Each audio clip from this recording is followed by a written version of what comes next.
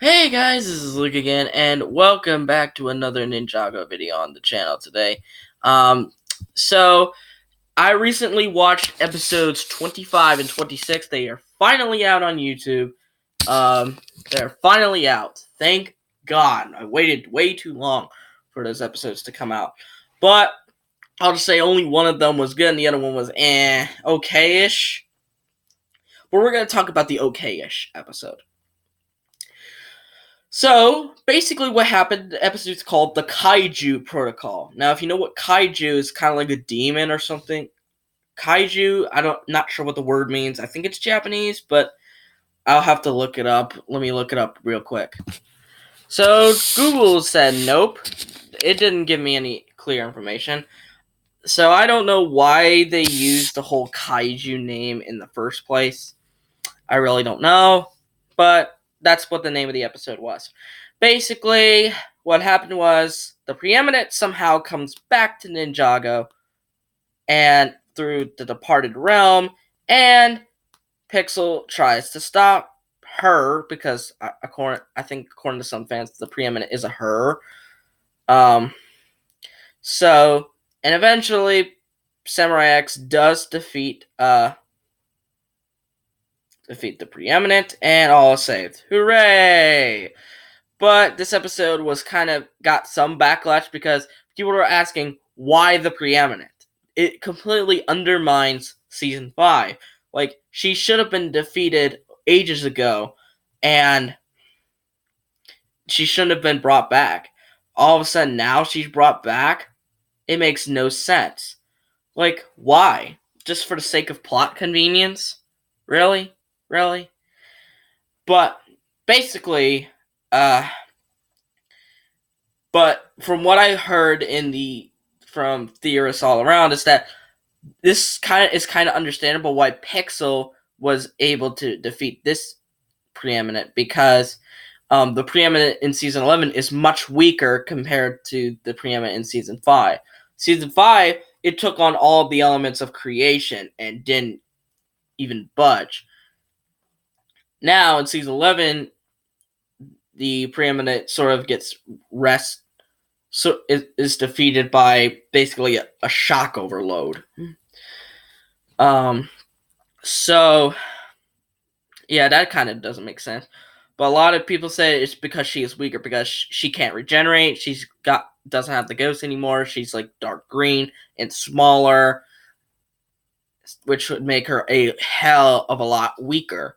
Which that's definitely true. Yeah. But this makes me ask the question: why wasn't the Devourer brought back, or why couldn't the Grundle been brought back?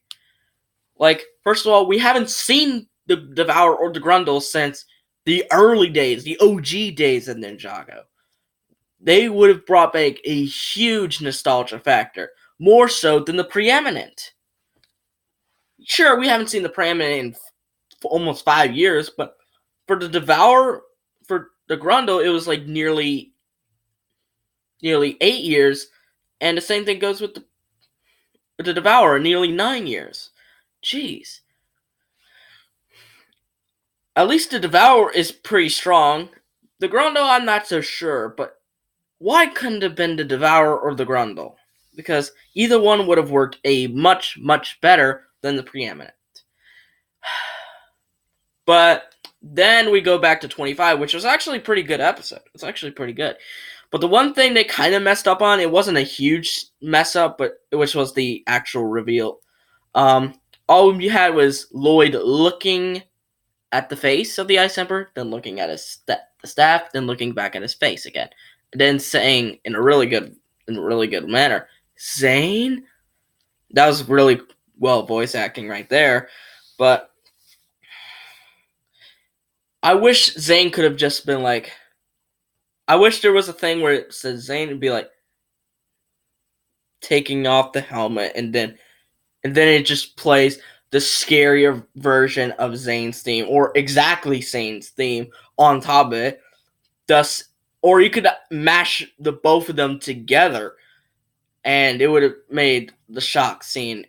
And that's where I think the episode should have ended. I think it should have went a little bit further, because 27 is supposedly what happened to Zane, and 28, I don't know. I'm not sure what 28 even was. But then we also get a little. The whole village is frozen. So the whole village is frozen, basically, which includes Sorla, which includes the kids. Everybody gets frozen, except for Kai. Kai is the only one to defend the village, but his powers are not at 100%, so he couldn't fight back against the Ice Dragon, or Boreal, I think is what they call it for some reason.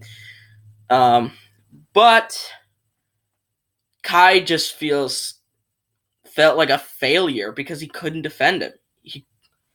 And to be honest, that's really good character development. That's good character development. A lot of people say this is kind of making Kai great again. I hate to reference Trump on this channel, but it's sort of making him great again, simply because it's sort of evolving into this, to this back into the old Kai, quote unquote, as people would say. But yeah, this now makes me wonder, was the whole village thing just there for plot? It probably was, which could mean that one scene where Sorla tries to train Nia with the whole Master of Ice thing looks to be just a one-off scene that added no significance, and we just overthought what the scene even was. So, this idea is further proven by the 29 and 23rd episode 30 description. Old friends coming back together. It looks like all the ninja are powering up against the scroll. Not just Nia, not just Lloyd, not just Kai, but everybody. And yeah, I can't wait for the next 2 episodes to come out. I just can't wait for the season to be over, honestly, so that I can go back to my gaming. But that is going to be it for your little Ninjago news for now. But anyway, I hope you guys like this video. Give it a thumbs up. Subscribe to the channel by clicking on that red subscribe button. And click on the notification bell to see every video that I will upload. And I'll see you folks in the next video. Bye-bye.